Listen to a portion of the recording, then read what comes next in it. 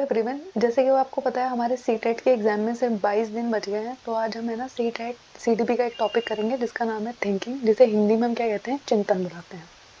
तो चिंतन का मतलब क्या होता है? थिंकिंग का मतलब होता है जब आपको कोई इन्फॉर्मेशन दी जाती है और उसको आप है ना अपने माइंड में स्टोर करते हो, प्रोसेस करते हो, उसके बारे में सोचते हो। तो जब कभी कभी आप किसी से बात नहीं कर रहे होते हो, अपने ख्यालों में खोए रहते हैं, तो जब आपसे कोई पूछता है कि आप क्या कर रहे हो, तो आप बोलते हो कि मैं थिंकिंग कर रहा हूँ, सोच रहा हूँ, कुछ विचार कर रहा हूँ। ठीक है। तो थिंकिंग का मतलब होता है ये हमें एबिलिटी प्रोवाइड करती है कि हम दूसरे लोगों को समझ पाते हैं। सोच की वजह से ही हम दूसरों की वजह को समझ पाते हैं, अपने आप को एक्सप्रेस कर पाते हैं, अपने फीलिंग्स को एक्सप्रेस कर पाते हैं। थिंकिंग के ना बहुत सारे टाइप्स होते हैं, बहुत सारे प्रकार की होती है। चिंतन के प्रकार क्या क्या होते हैं? Convergent thinking, divergent thinking, abstract thinking, concrete thinking, reflective thinking, logical thinking, inductive thinking and deductive thinking. तो अब हम इनको एक एक करके पढ़ेंगे। तो कन्वर्जेंट थिंकिंग, जिसको अभिसारी चिंतन कहते हैं, ये बहुत ज़्यादा इंपॉर्टेंट है। कन्वर्जेंट और डाइवर्जेंट से बार बार क्वेश्चन पूछा जाता है, तो इनको ध्यान से पढ़िएगा। कन्वर्जेंट थिंकिंग का मतलब होता है, ये ऐसी थिंकिंग होती है जिसमें आप है ना जब कोई प्रॉब्लम बताते हैं, ठीक है, कोई आइडिया मांगते हैं, तो ऐसा इंसान है ना जिसके अंदर कन्वर्जेंट थिंकिंग है, वो आपको है ना एक आंसर देने की कोशिश करता है, एक सोल्यूशन बताने की कोशिश करता है। वो सोल्यूशन वो ट्राई करता है कि वो परफेक्ट सॉल्यूशन होगा। ठीक है। इसका मतलब होता है एक सॉल्यूशन हो बट वो बेस्ट सॉल्यूशन हो। ठीक है। करेक्ट आंसर फाइंड आउट करने पे इसका ज़्यादा फोकस होता है। ठीक है। तो जब ऐसे इंसान को जिसकी थिंकिंग कन्वर्जेंट थिंकिंग है, आप उसको कोई भी प्रॉब्लम बताएंगे तो उसका एक सिंगल बेस्ट सॉल्यूशन ढूंढने की कोशिश करता है। कन्वर्ज का मतलब भी यही होता है ना। अगर आप इंग्लिश में कन्वर्ज का मीनिंग समझेंगे तो जब है ना सारी चीज़ें एक बिंदु पे आके केंद्रित हो जाती है, तो उसको हम क्या कहते हैं? कन्वर्ज होना। उसके बाद आती है डाइवर्जेंट थिंकिंग, जिसको हम अपसारी चिंतन कहते हैं। डाइवर्जेंट थिंकिंग का मतलब होता है जब आप डाइवर्जेंट थिंकिंग वाले पर्सन को कोई प्रॉब्लम बताते हैं तो वो उसके है ना मल्टीपल सॉल्यूशन बताता है। वो कहता है हम इस प्रॉब्लम को ऐसे भी सॉल्व कर सकते हैं, ऐसे भी सॉल्व कर सकते हैं। जैसे कि सोचिए आपने ना किसी से पूछा कि मुझे दिल्ली से मुंबई जाना है तो क्या करना चाहिए, तो ऐसा इंसान आपको क्या कहेगा? आप रोड से भी जा सकते हैं, आप बस से भी जा सकते हैं, आप एरोप्लेन से भी जा सकते हैं। ठीक है। उसने आपको मल्टीपल सॉल्यूशंस बता दिए हैं। ठीक है। ऐसे लोग है ना बहुत ज़्यादा क्रिएटिव होते हैं, बहुत ज़्यादा स्पॉन्टेनियस होते हैं। स्पॉन्टेनियस का मतलब होता है एकदम से, अगर आप एकदम से उनसे कोई भी सॉल्यूशन मांगेंगे ना तो उनके पास है ना बहुत सारे सॉल्यूशन अवेलेबल होते हैं। स्पॉन्टेनिटी का मतलब ये होता है। क्रिएटिव होते हैं, क्रिएटिव का मतलब होता है ऐसे लोग है ना बहुत ज़्यादा ऐसी थिंकिंग रखते हैं कि किसी भी चीज़ के ना बहुत सारे मल्टीपल सॉल्यूशन ढूंढ पाते हैं। उसके बाद क्या होता है? डाइवर्जन का मतलब ही क्या होता है? जैसे अगर आप है ना कभी रोड पे ट्रैवल कर रहे हो तो आप देखोगे कभी कभी लिखा होता है डाइवर्जन अहेड, यानी कि एक जो रास्ता सीधा जा रहा था अब वो कई दिशाओं में बढ़ जाएगा। ठीक है। तो डाइवर्जन का मतलब क्या होता है? जब एक प्रॉब्लम आप उनको देंगे वो उसके मल्टीपल सॉल्यूशन आपको बताएंगे। देखिए, अब ये डायग्राम आपकी हेल्प करेगा कन्वर्जेंट थिंकिंग और डाइवर्जेंट थिंकिंग को समझने में। तो देखिए, जिस इंसान की थिंकिंग कन्वर्जेंट होगी उसको आपने ना बहुत सारे फैक्ट्स बताए, अपनी प्रॉब्लम्स बताई और उसने ना एक पॉसिबल बेस्ट एक आंसर ढूंढने की कोशिश की। चाहे आपने उसे कितने भी फैक्ट्स बताए, कितनी भी प्रॉब्लम्स बताइए, एक परफेक्ट आंसर वो आपको दे रहा है।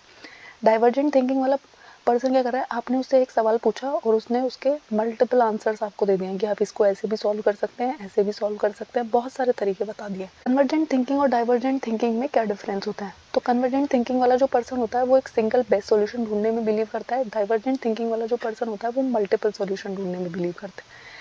कन्वर्जेंट थिंकिंग जो होती है ये कन्वेंशनल वे होता है। ठीक है। जो बहुत ही हम हमेशा ट्राई यही करते हैं ना कि हमें एक ही आंसर मिल जाए, एक बेस्ट सॉल्यूशन मिल जाए, क्योंकि अगर हम बहुत सारे तरीके ढूंढेंगे तो hit and trial method use करना पड़ जाएगा। ठीक है। तो इतनी सारी एनर्जी नहीं होती और कभी कभी इतना सारा पैसा भी नहीं होता, टाइम भी नहीं होता।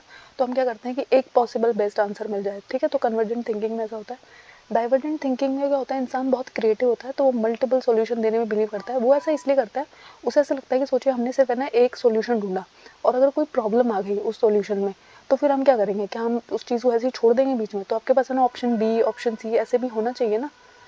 उसके बाद जो कन्वर्जेंट थिंकिंग वाला इंसान होता है वो एक बेस्ट सॉल्यूशन ढूंढने में फोकस करता है और डाइवर्जेंट थिंकिंग वाला वेरियस सॉल्यूशन, मल्टीपल सॉल्यूशन ढूंढने में बिलीव करता है। अभिसारी चिंतन और अपसारी चिंतन में बहुत बार क्वेश्चन यहाँ से पूछा जाता है। उसके बाद आती है एब्स्ट्रैक्ट थिंकिंग, अमूर्त चिंतन जिसको हम कहते हैं। ठीक है। अमूर्त सोच भी कह सकते हैं, चिंतन भी कह सकते हैं।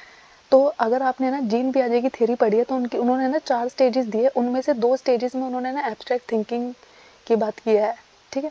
तो एब्स्ट्रैक्ट थिंकिंग का मतलब होता है जब आप है ना उन चीज़ों के बारे में सोच पाते हैं, जब आपकी थिंकिंग है ना बहुत ही हाई ऑर्डर की हो, यानी कि आप है ना बहुत ही वो चीज़ें सोच पाते हैं जो नॉर्मल लोग नहीं सोच पाते हैं। ठीक है। एवरेज लोग नहीं सोच पाते हैं। ऐसी चीज़ों के बारे में सोच पाते हैं जो सामने ना कहीं एग्जिस्ट नहीं कर रही है। ठीक है। फिलॉसफी पे बेस्ड होती है, हाइपोथेटिकल है, ठीक है।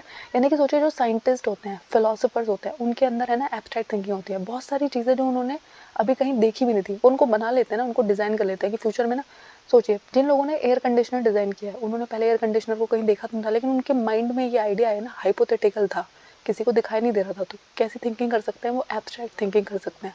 फिलोसोफर्स जो होते हैं वो भी क्या होते हैं, एब्स्ट्रैक्ट थिंकिंग करते हैं, ठीक है। तो एब्स्ट्रैक्ट थिंकिंग का मतलब होता है जब हम ऐसी चीज़ों के बारे में सोचते हैं जो कॉन्क्रीट नहीं है, आपके सामने प्रत्यक्ष नहीं है, ठीक है, आपके माइंड में है वो चीज़ें, और इसलिए इस थिंकिंग को हम क्या कहते हैं, हायर ऑर्डर थिंकिंग कहते हैं। तो आती है कॉन्क्रीट थिंकिंग, जिसको हम मूर्त चिंतन बुलाते हैं। कॉन्क्रीट का मतलब होता है प्रत्यक्ष, ठीक है। तो जब आप है ना ऐसी चीज़ों के बारे में सोचते हैं जो रियल है, टैंजिबल है। रियल है मतलब आपके सामने वो चीज़ एग्जिस्ट करती है। अगर आप सोफे के बारे में सोच रहे हैं, सोफा आपके सामने एग्जिस्ट कर रहा है, ठीक है। टैंजिबल का मतलब होता है आप उनको छू सकते हैं। इनटैंजिबल वो चीज़ होती है, एब्स्ट्रैक्ट थिंकिंग में जो चीज़ें होती है ना वो इनटैंजिबल होती है, उनको आप छू नहीं सकते, वो आपके माइंड में है। आपके माइंड में क्या आइडिया चल रहा है उसको कोई छू सकता है क्या? और जो सामने वो चीज़ एग्जिस्ट ही नहीं करती, उसको कोई छू ही नहीं सकता। तो कॉन्क्रीट थिंकिंग का मतलब होता है जब आप उन चीज़ों के बारे में सोचते हैं जो आंखों के सामने है और आप उनको टच कर सकते हैं, फील कर सकते हैं, और आप उनके बारे में कुछ सोच रहे हैं, तो उसको हम बोलते हैं कॉन्क्रीट थिंकिंग, मूर्त चिंतन। उसके बाद होता है रिफ्लेक्टिव थिंकिंग, चिंतनशील सोच। तो आजकल है ना रिफ्लेक्टिव थिंकिंग के बारे में ना हम बहुत ज़्यादा सोचते हैं। रिफ्लेक्टिव थिंकिंग का मतलब होता है क्रिटिकल थिंकिंग, ठीक है। इसका मतलब होता है जब आपको कोई प्रॉब्लम दी गई, आपको सोचिए मैंने एक टॉपिक पढ़ाया, तो जब इस टॉपिक के बारे में आप है ना विचार करेंगे, एनालाइज करेंगे कि आपको समझ आ गया, क्या मैंने सही पढ़ाया है, क्या मैंने गलत पढ़ाया। जब आप ये सारी चीज़ें सोचेंगे तो आप क्या कर रहे हो, रिफ्लेक्ट कर रहे हो, अपनी थिंकिंग के बारे में दोबारा से सोच रहे हो, ठीक है, एनालाइज कर रहे हो चीज़ों को, उसके बाद जजमेंट बना रहे हो कि क्या हुआ।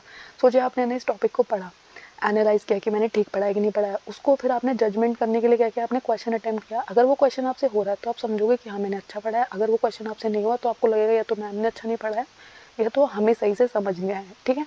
तो क्या होता है जब आप चीज़ों को एनालाइज करते हो खुद से, ठीक है, ये जो रिफ्लेक्टिव थिंकिंग होती है ना सबके अंदर नहीं होती। बहुत कम लोग होते हैं जो कभी कभी अपने डिसीजंस को बैठ के सोचते हैं, ठीक है। मोस्टली लोगों को क्या लगता है जो भी हो गया वो। तो जब एक पर्सन है ना किसी सिचुएशन को एनालाइज करता है और अपने इन्फेरेंसेस बनाता है, उसे इस चीज़ के बारे में क्या लग रहा है क्या नहीं लग रहा है, उसको हम क्या बोलते हैं, रिफ्लेक्टिव थिंकिंग बोलते हैं। उसके बाद आती है लॉजिकल थिंकिंग, जिसको हम तार्किक सोच बोलते हैं। तो लॉजिकल का मतलब हम सब जानते हैं, लॉजिक का मतलब होता है जब आप है ना रीजनिंग के साथ बात कर रहे हो, आप है ना एक ऐसी चीज़ के बारे में बात कर रहे हो, जैसे आपने कभी कभी सोचा है कोई एक डिस्कशन चल रहा है तो उसमें ना कोई एक ऐसी बात बोल देता है जिसका आपको लगता है क्या बेवकूफ़ी की बात कर रहा है, तो उसे कहते हैं ना इतनी इलॉजिकल बात मत करो, ठीक है। तो लॉजिक का मतलब होता है जब आप है ना रीजनिंग के साथ बात कर रहे हो, फैक्ट्स के साथ बात कर रहे हो, ठीक है, स्ट्रक्चर देख रहे हो, चीज़ों के बीच में जो रिलेशनशिप है, फैक्ट्स के बीच में जो रिलेशनशिप है, वो सब चीज़ें देख रहे हो, और आप जो बात कर रहे हो वो कोई सेंस की हो, यानी कि ना उसमें कोई ऐसी बात हो जो लगे इंसान को कि समझदारी की बात कर रहे हैं। और ना हम जो इंसान ऐसे समझदारी की बात नहीं कर रहा होता उसे हम क्या कहते हैं, यार वो इंसान है ना बहुत ही इलॉजिकल बातें करता है, पता नहीं वो अपने डिसीजन के बारे में सोचता नहीं है क्या, ठीक है। तो लॉजिकल थिंकिंग जो होती है उसका मतलब होता है तार्किक सोच। लॉजिकल थिंकिंग में हम ऐसे कंक्लूजन्स के बारे में बात करते हैं जिसमें ना हमें फैक्ट्स दिए गए हैं, उन फैक्ट्स के बीच में क्या रिलेशनशिप है हम ये भी देखते हैं, ठीक है। और वो चीज़ कोई सेंस कर रही है कि नहीं कर रही है, कोई उसका मतलब है कि नहीं है, इसको हम क्या बोलते हैं, लॉजिकल थिंकिंग बोलते हैं। तो इंडक्टिव थिंकिंग, आगमनात्मक थिंकिंग का मतलब होता है जब है ना आप ऐसा प्रोसेस देखते हो जिसको हम है ना जनरलाइज करते हैं, ठीक है। यानी कि आप है ना एक स्पेसिफिक डिटेल्स के साथ है ना जनरलाइज कर रहे हैं, चीज़ों का ना सामान्यकरण कर रहे हैं आप, यानी कि आप है ना स्पेसिफिक डिटेल और फैक्ट्स के साथ शुरू करते हैं और जाके आप है ना एक जनरल प्रिंसिपल और कंक्लूजन पे पहुंचते हैं, ठीक है। ये प्रोबेबिलिटी के ऊपर बेस्ड है, सर्टेनिटी के ऊपर बात नहीं हो रही है, ठीक है। तो इंडक्टिव थिंकिंग का मतलब होता है जब आप है ना स्पेसिफिक डिटेल से शुरू करते हैं और एक जनरल प्रिंसिपल पे पहुंच जाते हैं कि ऐसा क्यों हुआ। उसके बाद आती है डिडक्टिव थिंकिंग, जिसको हम निगमनात्मक चिंतन कहते हैं। डिडक्टिव थिंकिंग का मतलब होता है जब आप है ना डिड्यूस कर रहे हो, आपको कोई प्रॉब्लम दी गई थी, आप है ना तो इसके अंदर जो हमारा आंसर होगा ना वो एक्यूरेट होगा, इसमें ना प्रोबेबिलिटी नहीं होगी, इसमें ना सर्टेनिटी होगी, ठीक है। हमने उस चीज़ को प्रूव किया होगा। डिडक्टिव थिंकिंग का मतलब होता है ये। थैंक यू, आई होप आपको इसमें कोई डाउट नहीं है। अगर कोई डाउट है तो मुझे बताइएगा, मैं इसको है ना CDP की प्लेलिस्ट में अपडेट